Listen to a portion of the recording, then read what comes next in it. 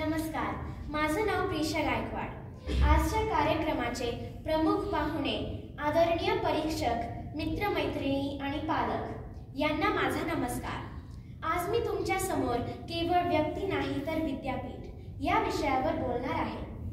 मुळातच विद्यापीठ म्हणजे सर्व ज्ञानाचे, विद्येचे पीठ। आचार्य अत्रेंच्या भाषेत सांगायचे झाले तर जिथे सर्व विद्येचे अगदी पीठ केले जाते असे ठिकाण, असे एखाद्या विद्यापीठाइतके प्रगल्भ ज्ञान स्वतःमध्ये सामावलेल्या एका व्यक्तीबद्दल मी बोलणार आहे। ते आहेत आपल्या भारताचे लाडके माजी राष्ट्रपती डॉक्टर APJ अब्दुल कलाम। भारताचे मिसाईल मॅन म्हणून ओळखले जाणारे डॉक्टर कलाम एक बहुआयामी व्यक्तिमत्व होते।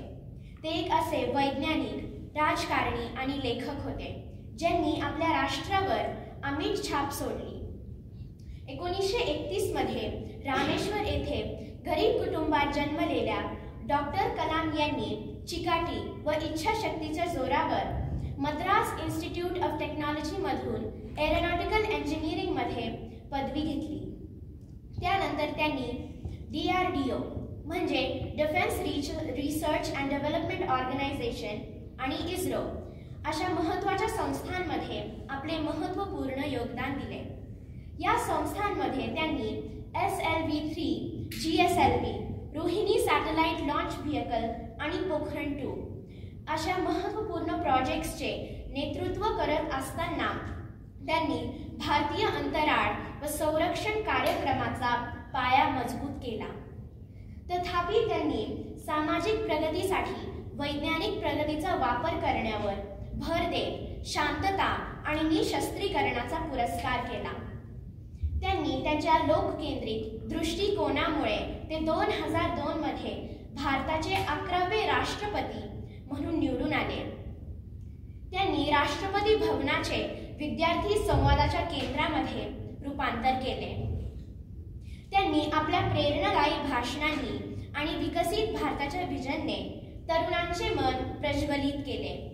त्यांनी लाखो भारतीयांना, मुख्यत्वे तरुणांना मोठी स्वप्ने पाहण्यासाठी, विज्ञानाचा अभ्यास करण्यासाठी तसेच विकसित भारतासाठी काम करण्याची प्रेरणा दिली। त्यांची लोकप्रियता, नम्रता आणि सुलभता यामुळे ते लोकांचे राष्ट्रपती बनले। शिक्षण आणि युवा शक्तीचे ते मोठे पुरस्कर्ते होते। त्यांच्या दूरदर्शी कल्पना आणि प्रेरक भाषणे लाखो लोकांना प्रेरणा देत आहेत। त्यांना भारताच्या 3 सर्वोच्च नागरी पुरस्कारांनी गौरवण्यात आले। तसेच त्यांना अनेक आंतरराष्ट्रीय पुरस्कार देखील मिळाले आहेत। डॉक्टर कलाम यांचा वारसा, कर्तृत्व हे एकाच संस्थेशी निगडीत नाही। त्यांचे वैज्ञानिक गुण, नेतृत्व, राजकारण आणि लेखन, वक्तृत्व हे लाखो लोकांना मार्गदर्शक ठरत आहे। ते एक ज्ञान आणि अनुभवाचे विद्यापीठ होते।